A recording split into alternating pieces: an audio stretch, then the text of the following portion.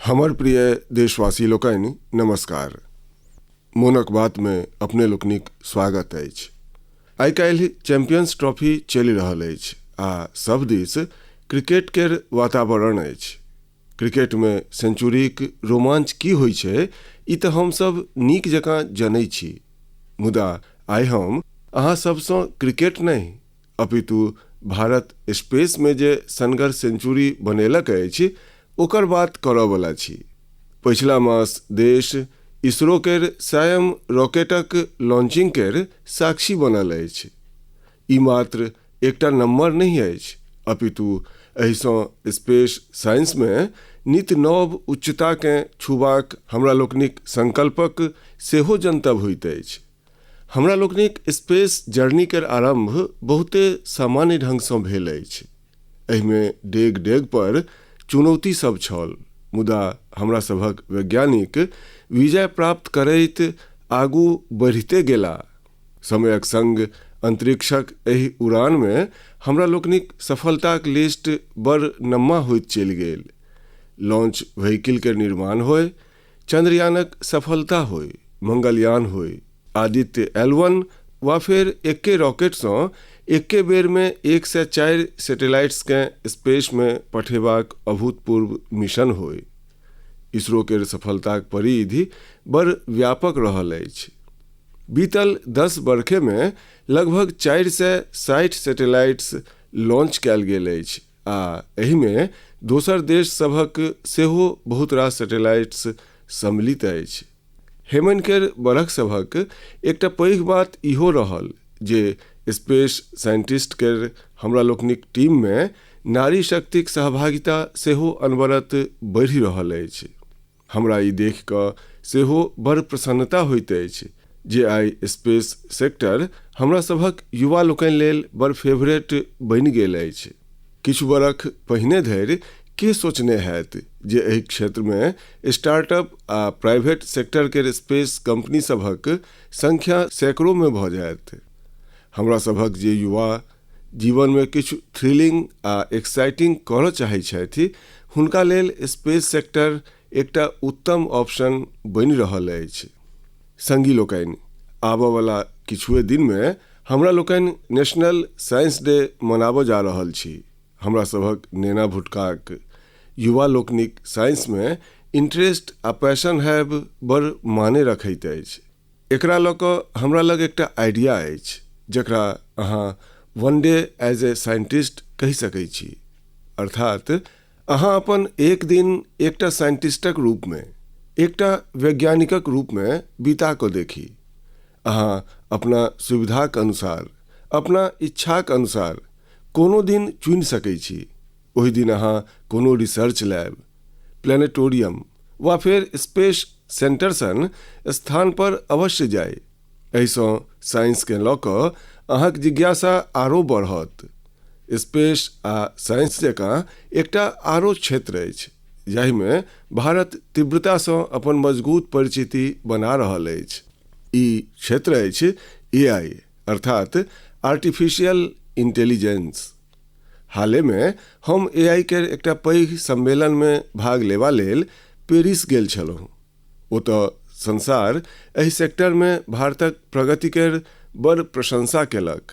अपना देशक लोक आइ AI केर उपयोग कोन कोन प्रकारे कऽ रहल छथि एकर उदाहरणों हमरा लोकनि के देखबा लेल भेटि रहल अछि।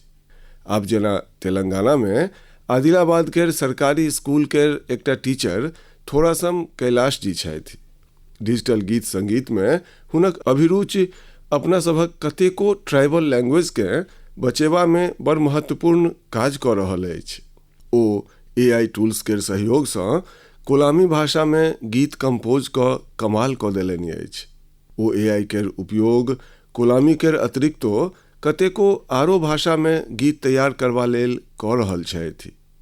सोशल मीडिया पर हुनकर ट्रैक अपना सभक आदिवासी भाई बहिन लोकनि के बेस पसिन्न आबि रहल छनि। स्पेस सेक्टर होय वा फिर AI, हमरा सभक युवा लोकनिक बढ़ैत सहभागिता एकटा नव क्रांति के जन्म दऽ रहल अछि। नव नव टेक्नोलॉजी के अपनेबा आ अजमेबा में भारतक लोग केकरो सँ पाछू नहीं छथि। हमर प्रिय देशवासी लोकनि, अगिला मास 8 मार्च के अंतर्राष्ट्रीय महिला दिवस अछि। ई अपना सभक नारी शक्ति के नमन करबाक एकटा विशेष अवसर होइत अछि। देवी महात्म्य में कहल गेल अछि, विद्याः समस्ताः तब देवी भेदाः स्त्रियः समस्ताः सकला जगत्सु। अर्थात सबटा विद्या देवीक विभिन्न स्वरूपक अभिव्यक्ति अछि आ जगतक समस्त नारी शक्ति में सेहो हुनके प्रतिरूप छनि। अपना सभक संस्कृति में बेटी लोकनिक सम्मान सर्वोपरि रहल अछि। देशक मातृशक्ति हमरा लोकनिक स्वतंत्रता संग्राम आ संविधानक निर्माण में सेहो पैघ भूमिका निभालनि अछि। संविधान सभा में अपना सभक राष्ट्रीय ध्वज प्रस्तुत करैत हंसा मेहता जी जे कहने छली, हम हुनके स्वर में अहाँ सभक संग साझी कऽ रहल छी। It is in the fitness of things that this first flag that will fly over this august house should be a gift from the women of India. We have donned the saffron color. We have fought, suffered and sacrificed in the cause of our country's freedom. We have today attained our goal. In presenting this symbol of our freedom, we once more offer our services to the nation. We pledge ourselves to work for a great India, for building up a nation that will be a nation among nations. We pledge ourselves for working for a greater cause to maintain the freedom that we have achieved. संगी लोकनि, हंसा मेहता जी अपना सभक राष्ट्रीय ध्वजक निर्माण सँ लऽ कऽ ओकरा लेल बलिदान देनिहार देश भरिक स्त्रीगणक योगदान के सोझाँ रखने छली। हुनकर मानब छलनि जे हमरा लोकनिक तिरंगा में केसरिया रंग सँ सेहो ई भावना उजागर होइत अछि। ओ विश्वास व्यक्त केने छली जे हमरा सभक नारी शक्ति भारत के सशक्त आ समृद्ध बनेबा में अपन बहुमूल्य योगदान देती। आइ हुनकर बात सब सत्य प्रमाणित भऽ रहल अछि। अहाँ कोनो क्षेत्र पर नजरि दी तऽ पाएब जे स्त्रीगणक योगदान कते व्यापक छनि। संगी लोकनि, एहि बेर महिला दिवस पर हम एकटा एहन पहल करऽ जा रहल छी जे अपना सभक नारी शक्ति के समर्पित हैत। एहि विशेष अवसर पर हम अपन सोशल मीडिया अकाउंट जेना एक्स, इंस्टाग्राम के अकाउंट्स हुनका देशक किछु इंस्पायरिंग वुमेन के एक दिन लेल समर्पित करऽ जा रहल छी। एहन वुमेन जे फराक फराक क्षेत्र में उपलब्धि सब प्राप्त केलनि अछि, इनोवेशन केलनि अछि, फराक फराक क्षेत्र में अपन एकटा फराक परिचिति बनेलनि अछि। 8 मार्च के ओ अपन काज आ अनुभव सबके देशवासी लोकनिक संग साझी करती। प्लेटफॉर्म भने हमर हैत, मुदा ओतऽ हुनका लोकनिक अनुभव, हुनका लोकनिक चुनौती सब आ हुनका लोकनिक उपलब्धि सभक बात हैत। जो अहाँ चाहै छी जे ई अवसर अहाँ के भेटै तऽ नमो ऐप पर बनायल गेल विशेष फोरम के माध्यमे एहि प्रयोगक हिस्सा बनी आ हमर एक्स आ इंस्टाग्राम अकाउंट सँ सगरो संसार धरि अपन बात पहुँचाबी। तऽ आओ एहि बेर महिला दिवस पर हम सब मिल कऽ अदम्य नारी शक्ति के सेलिब्रेट करी, सम्मान करी, नमन करी। हमर प्रिय देशवासी लोकनि, अहाँ में सँ बहुत रास लोक एहन हेता जे उत्तराखंड में भेल राष्ट्रीय खेल सभक रोमांच के आनंद उठेने हेता। देश भरिक 11,000 सँ बेसी एथलीट्स एहि में सनगर प्रदर्शन केलनि। ई आयोजन देवभूमिक नव स्वरूप के प्रस्तुत केलक। उत्तराखंड आब देश में स्ट्रॉन्ग स्पोर्टिंग फोर्स के रूप में सेहो उभरि रहल अछि। उत्तराखंडक खिलाड़ी लोकनि सेहो सनगर प्रदर्शन केलनि। एहि बेर उत्तराखंड 7म स्थान पर रहल। यह तो पावर ऑफ स्पोर्ट्स अछि जे इंडिविजुअल्स आ कम्युनिटीज के संग संग सौंसे राज्यक कायाकल्प कऽ दैत अछि। एहिसँ जतऽ भावी पीढ़ी सब प्रेरित होइत अछि ओतहि कल्चर ऑफ एक्सीलेंस केँ सेहो प्रोत्साहन भेटै छै। संगी लोकनि, आइ देश भरि में एहि खेल सभक किछु स्मरणीय प्रदर्शन सभक बेस चर्च अछि। एहि खेल सब में सबसँ बेसी गोल्ड मेडल जीतयवला सर्विसेज के टीम के हमर बहुत बहुत बधाई। राष्ट्रीय खेल सब में भाग लेनिहार प्रत्येक खिलाड़ीक सेहो हम प्रशंसा करै छी। हमरा लोकनिक बहुत रास खिलाड़ी खेलो इंडिया अभियानक देन छथि। हिमाचल प्रदेशक सावन बरवाल, महाराष्ट्रक किरण मात्रे, तेजस सिरसे वा आंध्र प्रदेशक ज्योति याराजी सब गोटे देश के नव उम्मीद देलनि अछि। उत्तर प्रदेशक जेवलिन थ्रोअर सचिन यादव आ हरियाणाक हाई जंपर पूजा आ कर्नाटका के स्विमर धीनिधि दे सिंधु देशवासी लोकनिक हृदय जीतलनि। ई 3 नव राष्ट्रीय रिकॉर्ड बना कऽ सबके चौंका देलनि। एहि बेरक राष्ट्रीय खेल सब में टीनेज चैंपियंस हुनकर नंबर चकित करयवला अछि। 15 वर्षक शूटर गेविन एंटनी, यूपी के हैमर थ्रो खिलाड़ी 16 वर्षक अनुष्का यादव, मध्य प्रदेशक 19 वर्षक पोल वाल्टर देव कुमार मीणा ई प्रमाणित केलनि जे भारतक स्पोर्टिंग फ्यूचर बड़ प्रतिभावान पीढ़ीक हाथ में अछि। उत्तराखंड में भेल नेशनल गेम्स इहो देखेलक जे कखनो हारि नहीं माननिहार जीते अवश्य छथि। कम्फर्टक संग केओ चैंपियन नहीं बनै छै। हमरा प्रसन्नता अछि हमरा सभक युवा एथलीट लोकनिक डिटर्मिनेशन आ डिसिप्लिन के संग भारत आई ग्लोबल स्पोर्टिंग पावर हाउस बनबा दिस तीव्रता सँ आगाँ बढ़ि रहल अछि। हमर प्रिय देशवासी लोकनि, देहरादून में नेशनल गेम्स के ओपनिंग के क्रम में हम एकटा बहुते महत्वपूर्ण विषय उठेलहुँ अछि जे देश में एकटा नव चर्चक आरंभ केलक अछि। ई विषय अछि ओबेसिटी अर्थात थुलथुलपन। एकटा फिट आ हेल्दी नेशन बनबा लेल ओबेसिटी के समस्या से छुटकारा पेबाके हैत। एकटा स्टडी के अनुसार आई प्रत्येक 8 में से 1 व्यक्ति ओबेसिटी के समस्या से फिरिसान अछि। बीतल बरख सब में ओबेसिटी के मामला दुन्ना भऽ गेल अछि। मुदा एहू सँ बेसी चिंताक बात ई अछि जे नेना लोकनि में सेहो थुलथुलपन के समस्या 4 गुना बढ़ि गेल अछि। WHO के डाटा कहैत अछि जे 2022 में संसार भर में लगभग 250 करोड़ लोक ओवरवेट छला, अर्थात आवश्यकता सँ सेहो कतहु बेसी ओजन छल। ई आंकड़ा सब बड़ गंभीर अछि आ हमरा सबके सोचबा पर विवश करैत अछि जे अंततः एहन किया भऽ रहल अछि। बेसी ओजन वा थुलथुलपन कतेको प्रकारक फिरिसानी सबके रोग सबके सेहो जन्म दैत अछि।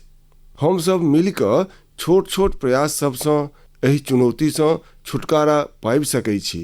जेना एकटा ढंग हम सुझेने रही, खैबाक तेल में 10% के कमी करब। अहाँ तय कऽ सकै छी जे तेल खैबा लेल कीनल जाइत अछि, किनबा के समय आब 10% कमे कीनब। ई ओबेसिटी कम करबाक दिशा में एकटा महत्वपूर्ण डेग हैत। हम आई मोनक बात में एहि विषय पर किछु स्पेशल मैसेज सेहो अहाँ सबसँ शेयर करऽ चाहै छी। आरंभ ओलंपिक मेडलिस्ट नीरज चोपड़ा जी सँ करै छी जे स्वयं सफलतापूर्वक ओबेसिटी पर नियंत्रण पाबि कऽ देखेलनि अछि। सभी को नमस्ते, मैं नीरज चोपड़ा आज आप सभी को बताना चाहता हूं कि हमारे माननीय प्रधानमंत्री श्री नरेंद्र मोदी जी ने मन की बात में इस बार ओबेसिटी के बारे में चर्चा की है, जो हमारे देश के लिए बहुत ही अहम मुद्दा है। और मैं कहीं ना कहीं इस बात को खुद से भी रिलेट करता हूं, क्योंकि जब मैंने ग्राउंड पे जाना स्टार्ट किया था तो उस टाइम में भी मेरा भी काफी मोटापा था, और मैंने जब ट्रेनिंग स्टार्ट की, अच्छा खाना स्टार्ट किया, तो काफी हेल्थ में मेरे सुधार आया। और उसके बाद जब मैं एक प्रोफेशनल एथलीट बन गया तो उसमें भी मेरी काफी हेल्प मिली। और साथ में बताना चाहूँगा कि जो पेरेंट्स हैं वो खुद भी आउटडोर स्पोर्ट कोई ना कोई खेल लें, अपने बच्चों को भी लेके जाएं और एक अच्छा हेल्दी लाइफस्टाइल बनाएं, अच्छा खाएं और अपने शरीर को 1 घंटा या जितना भी टाइम आप दे सकते हैं दिन में वो दें एक्सरसाइज के लिए। और मैं एक बात और ऐड करना चाहूँगा, अभी हाल ही में हमारे प्रधानमंत्री जी ने बोला था कि जो खाने में यूज होने वाला ऑयल है उसको 10% तक कम करें, क्योंकि कई बार हम काफ़ी तली हुई चीज़ें, ऐसी चीज़ें खा लेते हैं जिससे ओबेसिटी पे काफ़ी इम्पैक्ट पड़ता है। तो मैं सभी को कहना चाहूँगा कि इन चीज़ों से बचें और अपनी हेल्थ का ध्यान रखें। बस यही आपसे मैं गुजारिश करता हूँ और साथ उठ के हम अपने देश को ऊपर उठाएंगे। धन्यवाद। नीरज जी, अहाँक बहुत बहुत आभार। जानल मानल एथलीट निखत जरीन जी सेहो एहि विषय पर अपन बात रखलनि अछि। हाय, मेरा नाम निखत जरीन है और मैं 2 टाइम्स वर्ल्ड बॉक्सिंग चैंपियन हूँ। जैसे कि हमारे प्रधानमंत्री नरेंद्र मोदी जी ने मन की बात में ओबेसिटी को लेकर जिक्र किया है and I think it's a national concern. हमें अपनी हेल्थ को लेकर सीरियस होना चाहिए बिकॉज मोटापा जितनी जल्दी से फैल रहा है हमारे इंडिया में उसको हमें रोकना चाहिए और कोशिश यही करनी चाहिए कि हम जितना हो सके हेल्दी लाइफस्टाइल फॉलो करें। मैं खुद एक एथलीट होके कोशिश करती हूँ कि मैं हेल्दी डाइट फॉलो करूँ बिकॉज अगर मैंने गलती से भी अनहेल्दी डाइट ले लिया है या मैंने ऑयली चीजें खा ली तो जिसकी वजह से मेरे परफॉर्मेंस पे इम्पैक्ट पड़ता है और मैं रिंग में जल्दी थक जाती हूँ। एंड मैं कोशिश यही करती हूँ कि मैं जितना हो सके एडिबल ऑयल जैसी चीजों को मैं कम इस्तेमाल करूँ और उसकी जगह हेल्दी डाइट फॉलो करूँ और डेली फिजिकल एक्टिविटी करूँ, जिसकी वजह से मैं हमेशा फिट रहती हूँ।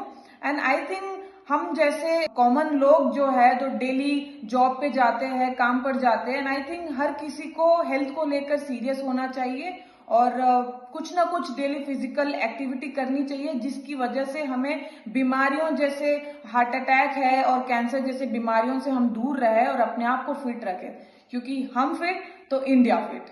निखत जी वस्तुतः किछु नीक पॉइंट्स कहलनि अछि। आओ आब सुनै छी डॉक्टर देवी शेट्टी जी की कहब छनि। अहाँ सब गोटे जनै छी ओ एकटा बहुते सम्मानित डॉक्टर छथि। ओ एहि विषय पर निरंतर काज कऽ रहल छथि। I would like to thank our Honorable Prime Minister for creating an awareness about obesity in his most popular Man Ki Baat program. Obesity today is not a cosmetic problem. It is a very serious medical problem. Majority of the youngsters in India today are obese. The main cause of obesity today is poor quality of food intake, especially excess intake of carbohydrates, that is rice, chapati and sugar, and of course large consumption of oil.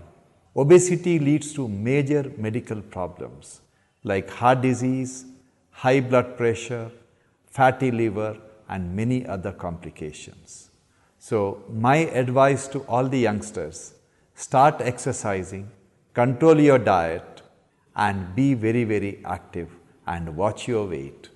Once again, I would like to wish all of you very, very happy, healthy future. Good luck and God bless. संगी लोकनि, भोजन में तेलक कम उपयोग वा obesity से छुटकारा ई मात्र personal choice नहीं अछि, अपितु परिवारक प्रति हमरा लोकनिक दायित्व अछि। भोजन भात में तेलक बेसी उपयोग हार्ट डिजीज, डायबिटीज आ हाइपरटेंशन सन ढेरी ढाकी रोग सभक कारण बनि सकैत अछि। अपना भोजन भात में छोट छोट परिवर्तन कऽ कऽ हमरा लोकनि अपना फ्यूचर के स्ट्रॉन्गर, फिटर आ डिजीज फ्री बना सकै छी। तें हमरा सबके बिना विलंब केने एहि दिशा में प्रयास बढ़ाबऽ पड़त, एकरा अपना जीवन में उतारऽ पड़त। हम सब मिलकर एकरा खेल खेल में बड़ प्रभावी रूप से कऽ सकै छी। जेना हम आइ मोनक बात के एहि एपिसोड के बाद 10टा लोग के आग्रह करबनि, चैलेंज करबनि जे कि वो अपना भोजन में ऑयल के 10% कम कऽ सकै छथि आ संगहि हुनका सँ ई आग्रह सेहो करबनि जे आगू नव 10टा लोग के एहने चैलेंज देथु। हमरा विश्वास अछि एहिसँ ओबेसिटी सँ लड़बा में बड़ सहयोग भेटत। संगी लोकनि, की अहाँ जनै छी जे Asiatic lion, hangul, pygmy hogs आ लायन टेल्ड मकाक एहिमे की समानता अछि? एकर उत्तर अछि जे ई सब संसारमे कतहु आर नहीं पाओल जाइत अछि, मात्र अपना देशमे पाओल जाइत अछि। वस्तुतः अपना ओतऽ वनस्पति आ जीव जंतु सभक एकटा बहुते वाइब्रेंट इकोसिस्टम अछि, आ ई वन्यजीव हमरा लोकनिक इतिहास आ संस्कृतिमे रचल बसल अछि। कतेको जीव जंतु अपना सभक देवी देवता लोकनिक सवारीक रूपमे सेहो देखल जाइत अछि। मध्य भारतमे कतेको जनजाति बाघेश्वरक पूजा करैत अछि। महाराष्ट्रमे बाघोबा केर पूजनक परंपरा रहल अछि। भगवान अयप्पा केर सेहो बाघसँ बड़ गहींर संबंध छनि। सुंदरबनमे बोनबी केर पूजा अर्चना होइत छनि, जिनकर सवारी बाघ छनि। अपना ओतऽ कर्नाटका केर हुलीवेशा, तमिलनाडु केर पुली आ केरला केर पुलिकली सन कतेको कल्चरल डांसेज अछि जे नेचर आ वाइल्ड लाइफ केर संग जुड़ल अछि। हम अपन आदिवासी भाई बहिन लोकनिक सेहो बड़ आभार करबनि, किया जे ओ वाइल्ड लाइफ प्रोटेक्शनसँ जुड़ल काज सबमे बढ़ि चढ़ि कऽ सहभागिता दै छथि। कर्नाटका केर BRT टाइगर रिजर्वमे बाघ सभक संख्यामे अनवरत वृद्धि भेल अछि। एकर बहुत क्रेडिट सोलिगा ट्राइब्सकेँ जाइत अछि जे बाघक पूजा करैत छथि। हिनका लोकनिक कारणे एहि क्षेत्रमे मैन एनिमल कन्फ्लिक्ट नहि केर बरोबर होइत अछि। गुजरातोमे लोकसभ गिरमे एशियाटिक लायंस केर सुरक्षा आ संरक्षणमे महत्वपूर्ण योगदान देलनि अछि। ओ सब संसारकेँ देखा देलनि अछि जे प्रकृतिक संग कोएग्जिस्टेंस अंततः की होइ छै। संगी लोकनि, एहि प्रयास सभक कारणे पछिला कतेको बरखमे बाघ, तेंदुआ, एशियाटिक लायंस, राइनो आ बारहसिंघा केर जनसंख्या तीव्रतासँ बढ़ल अछि, आ भारतमे वन्यजीव सभक डायवर्सिटी कतेक दिव्य अछि इहो ध्यान देबा योग्य अछि। एशियाटिक लायंस देशक पश्चिमी भागमे पाओल जाइत अछि, जखन कि टाइगरक क्षेत्र पूर्वी, मध्य आ दक्षिण भारत। ओतहि राइनो पूर्वोत्तरमे भेटैत अछि। भारतक प्रत्येक भाग ने मात्र प्रकृति लेल संवेदनशील अछि, अपितु वाइल्ड लाइफ प्रोटेक्शन लेल सेहो प्रतिबद्ध अछि। हमरा अनुराधा राव जी द जनतब देल गेल अछि, जिनकर कतेको पीढ़ीक संबंध अंडमान निकोबार आइलैंडसँ रहलनि अछि। अनुराधा जी कम वयसमे एनिमल वेलफेयर लेल स्वयंकेँ समर्पित कऽ देने छलीह। 3 दशकसँ ओ हिरण आ मोर केर रक्षाकेँ अपन मिशन बनेलनि। एतऽ केर लोक तऽ हुनका डियर वुमेन केर नामसँ बजबै छनि। अगिला मासक आरंभमे हमरा लोकनि वर्ल्ड वाइल्ड लाइफ डे मनायब। हमर आग्रह अछि जे अहाँ वाइल्ड लाइफ प्रोटेक्शनसँ जुड़ल लोकसभक हौस अवश्य बढ़ाबी। ई हमरा लेल बड़ संतोषक बात अछि जे एहि क्षेत्रमे आब कतेको स्टार्टअप सेहो उभरि कऽ सोझाँ आयल अछि। संगी लोकनि, ई बोर्ड एग्जाम केर सीजन अछि। हम अपन युवा संगी लोकनि अर्थात एग्जाम वॉरियर्सकेँ हुनक परीक्षा सभ लेल बहुत बहुत शुभकामना दै छियनि। अहाँ बिना कोनो स्ट्रेस नेने पूरा पॉजिटिव स्पिरिट केर संग अपन पेपर्स दिअ। प्रत्येक बरख परीक्षा पर चर्चामे हम अपन एग्जाम वॉरियर्ससँ परीक्षा सबसँ जुड़ल फराक फराक विषय सब पर बात करै छी। हमरा प्रसन्नता अछि जे आब ई कार्यक्रम एकटा संस्थागत रूप लैत जा रहल अछि, इंस्टीट्यूशनलाइज भऽ रहल अछि। एहिमे नव नव एक्सपर्ट्स सेहो जुड़ैत चलि जा रहल छथि। एहि बरख हमसभ एकटा नव फॉर्मेटमे परीक्षा पर चर्चा करबाक प्रयास केलहुँ। एक्सपर्ट्स केर संग 8 फराक फराक एपिसोड सेहो सम्मिलित कयल गेल। हमरा लोकनि ओवरऑल एग्जामसँ लऽ कऽ हेल्थ केयर आ मेंटल हेल्थ केर संग भोजन भात सन विषय सभकेँ सेहो कवर केलहुँ। ओतहि पछिला टॉपर्स सेहो अपन विचार आ अनुभव सभक संग शेयर केलनि। बहुत रास युवा लोकनि हुनकर पेरेंट्स आ टीचर्स एहि द हमरा पत्र लिखलनि अछि। ओ कहलनि अछि जे ई फॉर्मेट हुनका बहुते नीक लगलनि अछि, किया जे एहिमे प्रत्येक विषय पर विस्तारसँ चर्च कयल गेल। इंस्टाग्राम पर सेहो हमरा सभक युवा संगी लोकनि एहि एपिसोडकेँ पैघ संख्यामे देखलनि अछि। अहाँ सभमे सँ बहुत रास लोककेँ एहि कार्यक्रमक आयोजन दिल्लीक सुन्दर नर्सरीमे कयल जायब इहो बड़ पसिन्न अयलनि।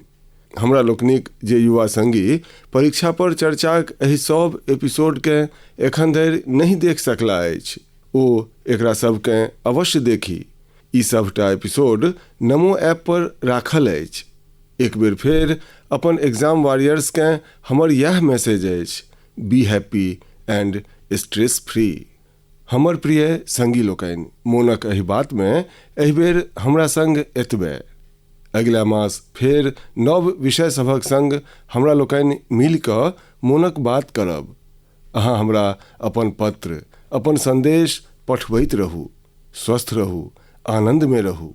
बहुत बहुत धन्यवाद। नमस्कार।